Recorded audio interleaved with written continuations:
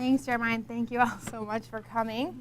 We're just discussing the joys of online anything that My Courses is currently down, so this should be a fun hour for all of us. I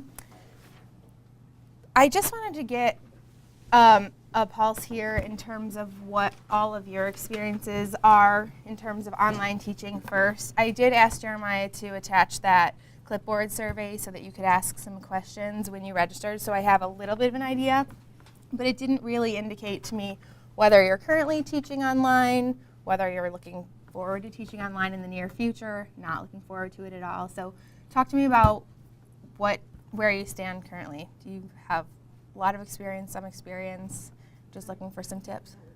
Well, I was hoping we could do a little bit of just a quick background on me first. Like Jeremiah said, I am senior lecturer in the School of Communication. I teach 10 preps at last count, not simultaneously, obviously, but actually 5 usually at a time. And aside from advanced public speaking and public speaking, every single one of those preps I have put online, in the online format. So if I'm the only professor that's teaching one specific prep, I will typically offer it maybe one semester in the face-to-face format and then in the next semester online, so that students that prefer one or the other get the opportunity to take either or. But I will say this, those semesters, or in the past, the quarters when I've offered it in the face-to-face format, they are always offered, if they're taking that with me, in the hybrid format, in the blended format. So I never any longer, again, with the exception of public speaking, offer a class that is straight face-to-face. So what that means for me, if I'm teaching a Tuesday-Thursday course, the students and I will meet on Tuesday. We will not meet on Thursday, face-to-face, which the students love on the first day of classes when I tell them that, because that's not really noted anywhere in SIS for them. Even though it can be, it's typically not. And so they're like, great, Thursday off, don't have to come. Or if it's a Monday, Wednesday, Friday class, I get my Fridays off. But until they look a little bit deeper, that means that's because they have probably a pretty comprehensive project that's due at the end of the semester. So they're using that Thursday to work in groups. Because what's one major problem that we have in group work? Well, everybody's schedule is so different, and so works, and everybody has classes. Well, guess what? I know that everybody has this particular block of time, right, etched out, because you're all supposed to be right here in this room. And the added benefit is that I'll be in this room. Even though we don't have class, I'll be here to give you some feedback as well. So informally, you don't have to be here for credit, but informally, I will be here to give you some feedback if you need it as well. Additionally, they have discussion boards that they're required to participate in throughout the week, and weekly quizzes that turn into reading checks, textbook quizzes that turn into busy work if they were to take up time during class face-to-face meetings. That all happens online and outside of our face-to-face time, which, I just feel is time better spent elsewhere. But too much time when it was homework in a different setting. So blended format and online format, between those two, I feel really comfortable online for quite a number of years now. So that's a little bit of background on me. Okay. So I would like if we could just take a few minutes for you all to do a quick breakout session here with your neighbor. If you could discuss what it is that seems to be one of, or more, of the biggest challenges that you think you face when it comes to constructing an online class. One of the biggest scenarios is that you're going to be constructing a class that you're already really comfortable teaching in the face-to-face setting. And so when you envision it, I think what most people start to look at is, how am I going to just take this brick and mortar scene and place it online? And we start to come up against a number of challenges because that's really not the way we should be looking at online courses. It's actually, while the content remains the same, actually quite different in terms of everything else. The delivery is different. The assignments are totally different, unfortunately, right, when it comes to prepping things.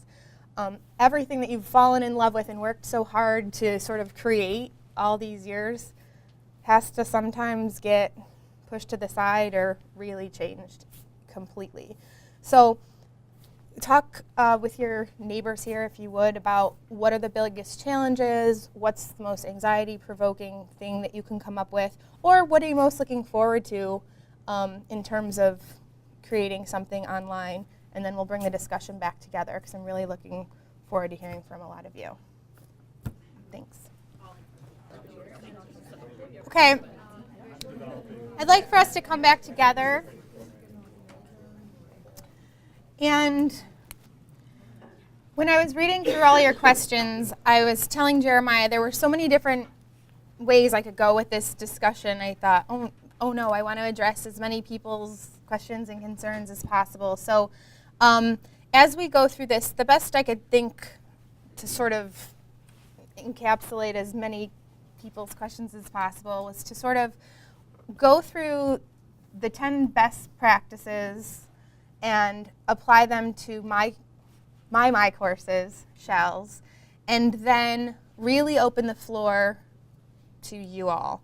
So at any point while I'm speaking or going through these slides, please feel free to jump in, interrupt with questions, comments, concerns. If I tell you something that I think is working well for me and you all have a better idea, something that's been working better for you or a suggestion, not only do I think that's not a good idea, I encourage it.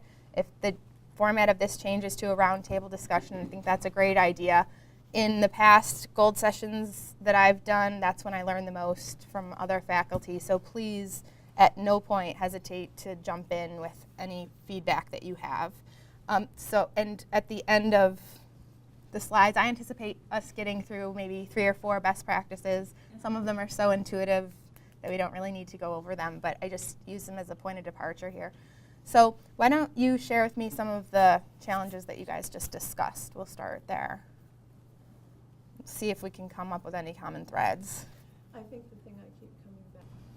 Yeah, group activity is one of those things that we tend to want to really hold on to, and they're in my opinion, the most difficult things to hold on to when converting to asynchronous online learning, I believe. It's really difficult. There are other ways to look at group learning, I think, and teamwork, cohesion, but it is really difficult. And how much can we really expect from certain levels in these courses? Absolutely. And it changes across discipline. I mean, I teach a lot of gen ed courses, and a lot of times students will say, I'm just an engineer. Why are you asking me to think in this way? What do you expect from me? And yeah, I think a lot of it comes down to the preparation that you're doing ahead of time and really asking yourself first, what is it that I'm willing to accept in terms of what is insightful and what it really, what would you accept as a student sitting at a desk participating or being completely disengaged? It's the same thing that happens online, and after a while you come to sort of know. I think, and the students know as well when they're phoning it in. So let's move forward, and again, when we get, hopefully if my courses stays up and running for a little bit, I'll walk you through some of the things that have worked for me, and please, again, don't hesitate to stop me. So it's funny because a lot of the things that we see as negative, study after study, and anecdotally, if just looking at my own evaluations over the last number of years, students have consistently, this is student feedback, students have consistently seen as positives. We know that when faced with an online section and a face-to-face section of the same course, they are going to fill that online section every time before the face-to-face section, and then email and say, is there any way that you can get me in this online section? every single time. So in terms of the vast majority. So what types of things are they seeing as the advantages? And this is really important for us to know for people who are creating these courses. What are the things that they're seeing as advantages so that we can make sure that we're keeping them in mind when we're constructing the course? First, we're looking at more participation. Well, what does that mean? Well, we have a student who comes to class for those 3 credit hours every single week. This student may or may not raise his or her hand at all, if at all, maybe one time to contribute anything, thoughtfully or not, to the discussion or the discourse throughout that entire week. That same student on average is going to participate between 3 and 5 times online. They're going to contribute to the message boards or whatever other avenues are set up for them to participate online. So that's more automatically. Now we have that times whatever your caps are, 22, 25, 36 students in each class. So we have more student participation, number one. Feels like the energy is already increased. No longer the 8 o'clock, right, sessions. Second is that students are noticing that the quality of the engagement is heightened. Well, why is the quality of the engagement better? My theory is just a time issue. If you're having an interesting discussion, which hopefully you are, in your lecture, in your face-to-face class, there's this sort of visceral reaction that comes with it, and you can see it, right? This knee-jerk reaction, whoop, whoop, and they might sort of spit something out, participate. The few students that do feel compelled to participate or feel like they need to respond, and that's it, and it's over. Online, what we're seeing is reading, digesting, thinking about what they're going to say, because now we know that they're compelled to do this because they're being graded on their response, of course, the quality of their response. They have to go figure out what this response is going to be. It can't be a response that is like every other response that they've just read, so it has to be unique. This is something that I would set up in terms of a requirement, right?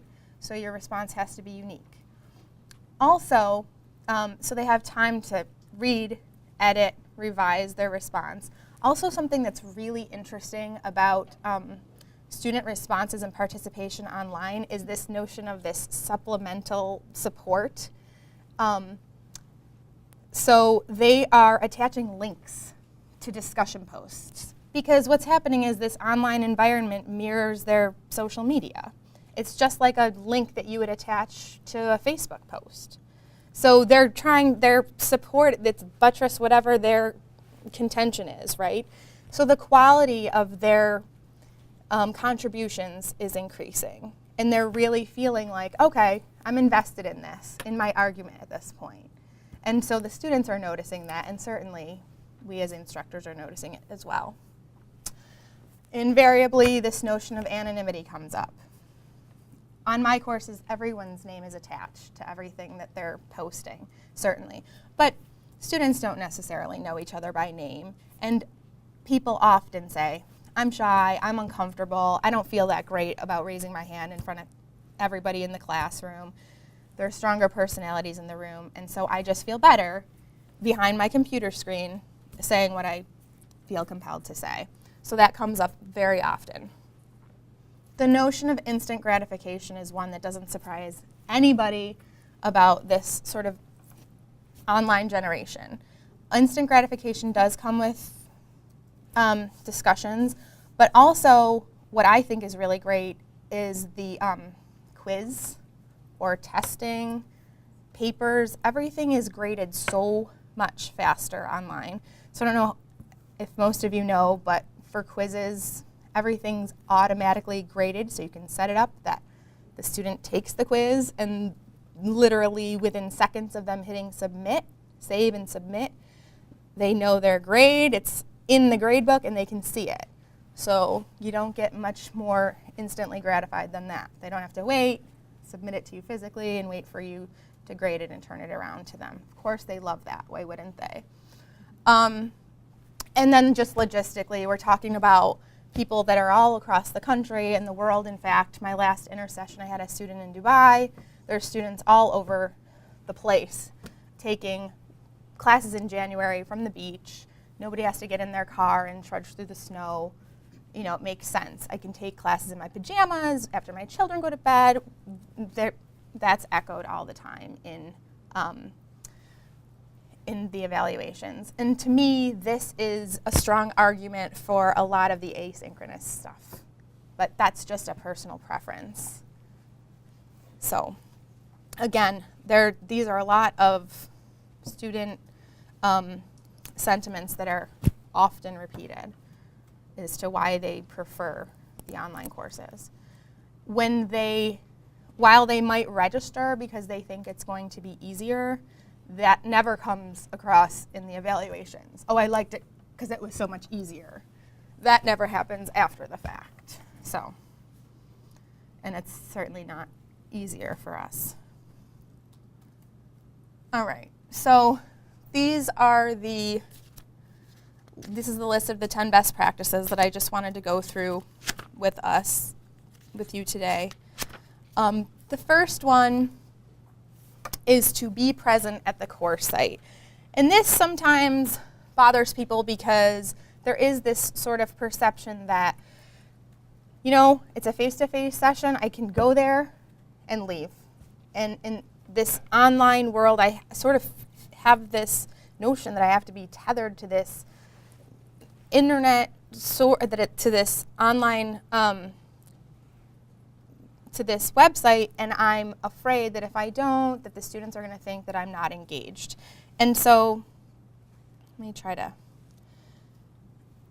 get over to show you that there are other ways to appear present almost at all times without actually being tethered. This is one of my courses. This is a mass comm. It's a merged section. There are two classes merged together. So there are, I don't know, probably 50 students in this class. And I make good use, I believe, of the tools. So this is the home page. And I set up this top module here under the discussions tab. And this is an ungraded section here. You can see it says general course discussion, and there is the water cooler, the announcements, the course question, and introductions. Before the course even starts, you know that the students have access about a week before, and you can actually change the date of that if you want. You know that you can call and determine whether that's a little bit sooner or later. I actually reach out to my students via email and say, welcome, I introduce myself, we're all going to be in this course together. If you'd like, take a look in the course shell. There is an ungraded introduction section. I'd really like to meet you. Go in there, post a picture, tell me something interesting about yourself. I'll do the same. Here's something about me. Get to know each other. And they do, and they do. So usually by the time the course even opens officially, that introduction section is full of at least one introduction and a response or so from each student. Okay, so they're already sort of feeling a little bit like a cohesive group and getting involved before the course even starts. I set up this course questions section, which is sort of self-explanatory, but what I also do is encourage other students to answer the questions. And I always throw in a little course participation grade is always affected by, you know, helping each other out. So they're really quick to answer questions from each other. What I love about this is, I don't know how many of you know about this, is one of my favorite features. Down here is this little, it says unsubscribe now, but if it didn't, it would say subscribe. So what that means is that whenever anyone posts anything to the course questions forum, that means I get an instant notification. So you can set it up for a text or an email. I get an email to my phone. So lo and behold, they put a question in there, and I get an email, so I log in, and I'm answering the question almost immediately. Well, that sure looks like a pretty regular presence to the students, right? So it doesn't mean that I have to log on there every half an hour to be a constant presence for them. And of course, questions never go long without being answered. It appears to everybody that I'm really on top of it, which of course they get their questions answered as well. I always mention an absence that's going to exceed 2 days. And by absence, of course, I mean that I'm not going to be able to communicate online or respond to emails, which in a face-to-face setting you would never do that. It's not relevant, and nobody would even notice. But here, they're going to, because they really want you to be on top of these things. The announcement section, I ask them to subscribe, okay? So again, all of this is taking place before the course even starts. And I say, hey guys, after you've introduced yourself, actually I can show you.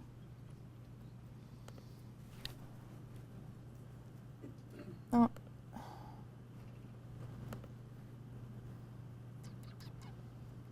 Sorry, I have a lot in here.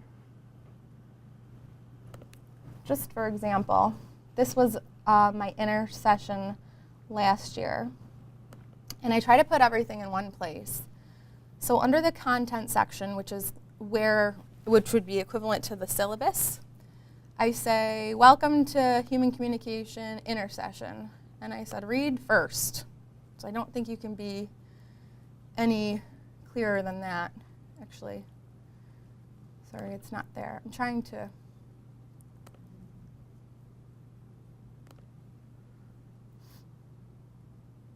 After I closed all those tabs, I lost what I was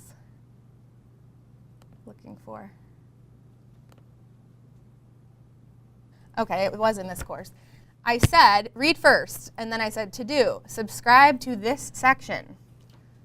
So do this first, because I want them, when you click on that tab, it takes them back to that announcement section where we just were, and I want them to subscribe to it.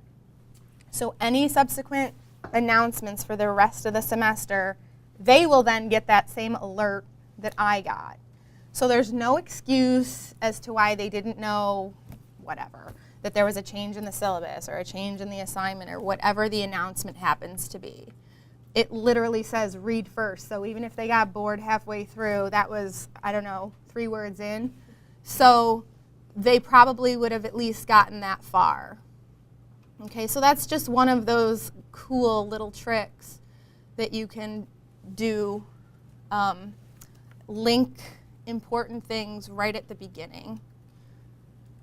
Right, so we're putting things in a lot of different places, but also in the same place. Okay. And then the last thing that I'm going, sorry, this is a little cumbersome for me. The last thing that I do to ensure a constant presence is strategically timed emails. I do not bombard my students with emails in an online class, in any course really. I don't think they read them that much, to be honest, that often. But I do want them to know I'm paying attention. I don't just give them all these assignments and then leave or poof. So I do say, hey guys, general reminder, your quiz 1 closes in a week. Your major writing assignment closes in a week. You should really be thinking about finishing that up now.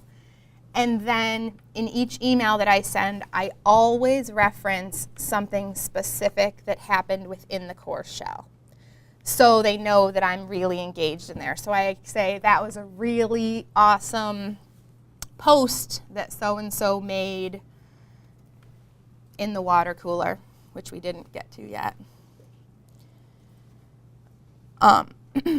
Or group 4 is really pulling ahead with their discussions, you know, set up this kind of competition,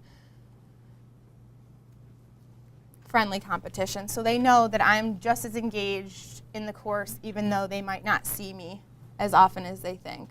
This last section that I wanted to show you is called the water cooler. A couple semesters ago, the students named it. This is completely off topic in terms of the course. This is anything the students want to talk about. I do not engage in the course content discussions. It's for them. I could take over. It's not, I don't think it's appropriate for me to be in there. However, I do participate in the water cooler almost daily. This is links that they want to put in there, silly memes, just sports. They talk about video games, whatever, all sorts of random stuff. And they really get into it. This is the closest probably that we can come on my courses to social media as they know it. And they love it. I tell them it is ungraded. And then I throw in that statistically, students who participate the most in the water cooler have the highest grades in the course. That's my statistic that I made up. So, you know, and it really, I mean, I think it is true because, I mean, they're the most engaged. I get to know them the best. They get to know each other the best. And there is this core group of students, just like you have in your face-to-face sessions, that, and I actually don't think they would be the same students in the face-to-face sessions, but that really get into it. Yeah. What year level or age level are these students? They're all across the board. Type of Okay. thing? Yeah. I have this same setup in all my blended classes as well. It's really successful in my blended classes because they get to know each other outside of the She online. loved it, That's good to hear. Yeah, Jeremiah, chime in. What do you do to model the behavior you want to see from them in the water? What's that? Do you do anything to model the behavior you want to see from them? This is another one of those components that I start before the class even starts. So I pick really benign sort of contemporary happening. Like I would pick the Starbucks cup right now would be like a perfect water cooler thing because it's just controversial enough that like the students could go either way with it. They could have nothing to say about it or make a joke about it or take it to a more serious place if they wanted to. And then you could really get an idea of where the students want to go. Or I just ask, like, does anybody watch reality TV? Like I really have to bait them at the beginning. Does anybody watch reality TV? And then sometimes they're like, oh God, no. And then I'm like, okay, let me go in a different direction. Or does anybody watch sports? Because I don't. Or, you know, but I'm just trying to get them to really bite. And then once they do, they'll take it and run with it. No one has mentioned Paris on any of my boards. Not one student in 5 classes, in 5 water coolers. Myself included. But I think that's really fascinating, and we talked about it in a couple of classes. And so I will probably next week mention the absence of that coming up. But I mean, we're in mass communication, so it's valid to bring that up. But You mentioned this a little bit ago that as a faculty person, you do not participate in the course content discussions. No. Can you tell me more about that? The students are assigned to read the textbook. I used to start out with, Mike and I were having this discussion a little bit earlier. This was when I was trying to sort of just convert my lecture online. And so I would have this, it would be like week 1, and I'd be like, okay, what do I want to know? So it would be like the lecture, and I would almost like type it out. Then I'd put it online, and then I would sort of quiz them on that, and it just was so cumbersome, and it wasn't working. So instead, what I'm doing is they have to read. They have to read and absorb and learn, and then the discussions are for them to sort of synthesize the information and for me to see if it's making sense to them.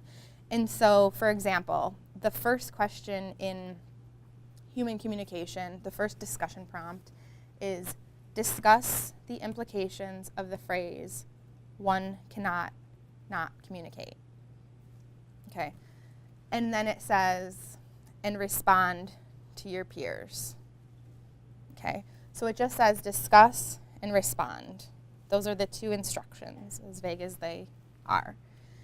On that first week, I will go in and play devil's advocate and say, but what about this? What resonates with you? You know, like you were saying, because they don't know how to maybe discuss or respond to or elevate that discussion.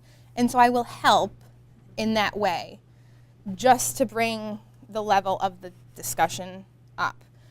I also explain at length about low-hanging fruit, and they have to watch movies, feature films for the intercession class, and then use that as case studies to apply that to the text. So they have to watch Bridget Jones. I don't know if anybody's ever seen that. But they are not allowed to pick her self-esteem as the concept or theory, because that is low-hanging fruit. They have to think a little bit more, or else that is C work. So, and I talk about that in the assignment sheet, if you will.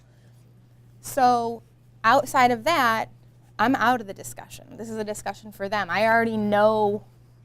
They don't need to know where I stand on these things, because I want to hear where they stand and how the concepts are resonating with them. I really want to hear from them. But I also don't want them to think that I'm gone, which is why I have these forums. The discussions are for them, and they're awesome. I mean, I agree, I disagree, it's 0. I'll show you a rubric. I have to be really specific. By the way, syllabi do not exist for me in online courses. See how everything's broken up? So if a student writes to me this week and says, I'm thinking about taking your Mass Comm online, can you send me a syllabus? The answer is no, because they don't have a syllabus. It's all like this. So this is an example of the rubric that they would use for discussion posts. They get longer by the semester, of course. I don't know if you want to read it, but mine, everything goes by the week. The week opens on Tuesday morning and closes on Wednesday night. That's for people who are gone on the weekends or working. The students must start a discussion thread. This is at the bare minimum. Must start a discussion thread of their own, title it creatively, and respond to the discussion thread of another student each week. The first post must be submitted by Saturday of the week, Saturday at midnight. Otherwise, as you might imagine, everything's coming in at Tuesday at 10 p.m., which makes for a raucous discussion, right?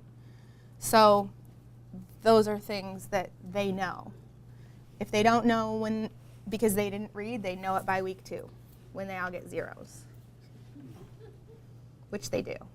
And then I usually say, I will delete week 1 if from here out you've understood now what you need to do. And you can see they're low. Out of 16 weeks of 2s, your first 0 is not going to hurt you.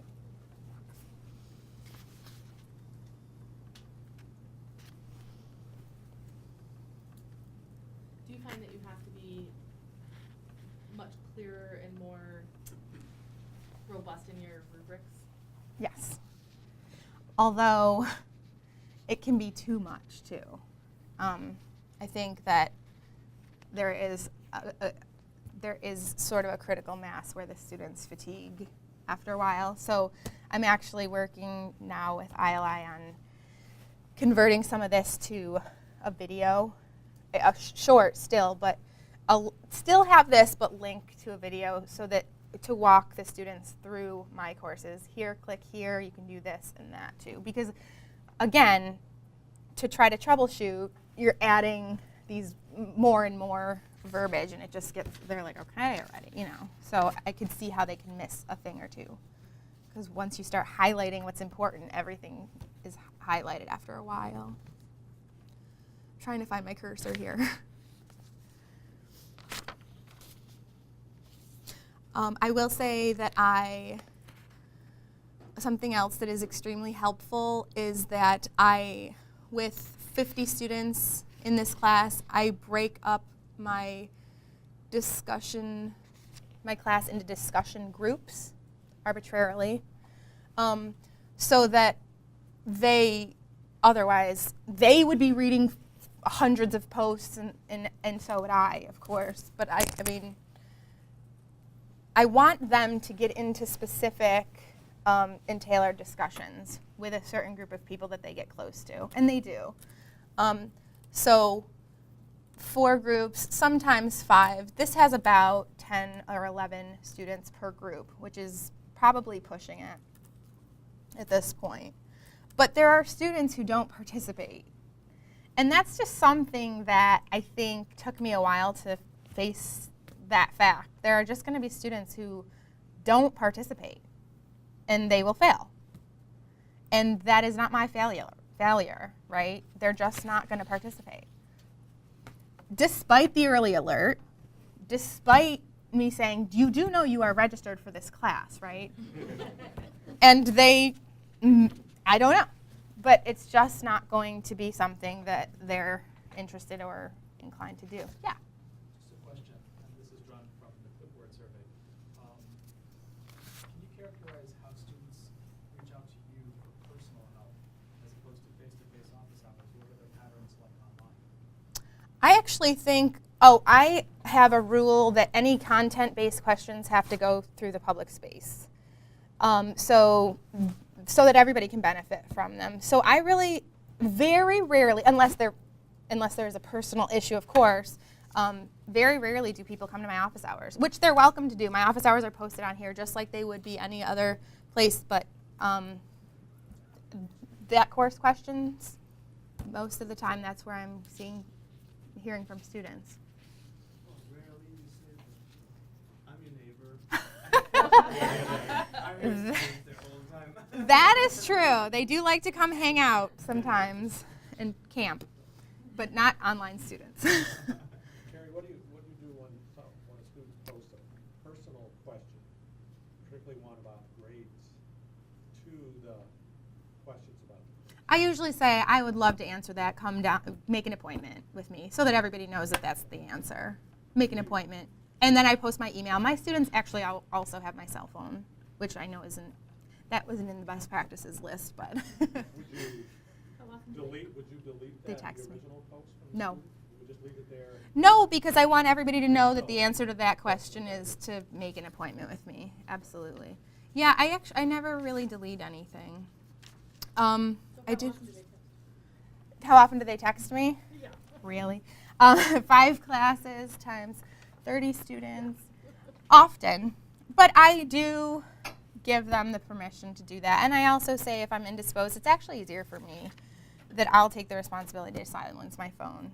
So it does work for me. Rarely, though, do online students even text me because it's so easy for them to do that, to get a hold of me this way. I will say one more thing that I want to make sure that I talk about. When I set my courses up, I do this cascading close date thing that a lot of people don't do, and I'm a big proponent of it, so I just wanted to throw it out there. If you take my, let's say, intercession course, on day 1, if you wanted to, you could take every test, fill out every discussion prompt, and write every paper you wanted to because everything is open to you. So let me just explain. What that means is that, I'm trying to figure out what's open here and what's closed.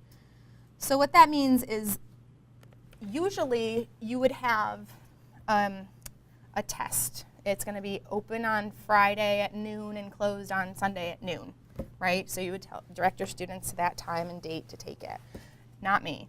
I only have closed dates, okay? So before the course even starts, again, everything is open. Everything's prepared, and everything's open. And so midway through the semester, test 1's going to close. At the end of the semester, test 2 is going to close, and so on. And the students know, because as they listed in one of their advantages, they know that this can work around their schedule with other classes and preparedness and whatever else that they're doing. So they need to know they can go ahead and work ahead if they want. you will notice that they do not have open dates. This means you can take them anytime you want. If you feel ready, I tell them I wouldn't advise it. You can take all 7 quizzes on the first day of class and be done with them. They don't do it. But although you'd be surprised, they do sometimes sort of sit down and they're ready because they're based on the chapters. They've read whatever, a number of chapters, and they'll take 2 or 3 short quizzes, and they'll do exceedingly well. This is so much easier for me because it mitigates all of that, oh, I missed it. Can you please reopen it? Can you please? No. I cannot reopen it, even if I wanted to. I probably couldn't figure out how to do it. But I can't reopen it because this has been open since before the course even started. It's in bold, and you've had probably close to 7 weeks to plan ahead, and you chose, or whatever. You know, the language is very clear here. So there are many advantages, in my opinion, to doing things this way, and not many disadvantages. Yeah? So how do you handle grading? Is grading all done in my courses, or you don't have anything that you have to manually grade? No. Nope. No. I do everything through my courses. But students still have to respond to other students' work. Absolutely. They can't do that ahead. Oh, absolutely. They can't. So they might complain that between Sunday and Wednesday, I have to go online and Absolutely. Well, this is primarily for quizzes, for their individual work, for quizzes, for short writing assignments, for their individual stuff. For the discussions, the only thing that they can really do ahead is the initial discussion prompt that they have to do. So they could watch the movie ahead and prompt, but yes, they have to engage with the other students after the other students have responded. Yes, you're right.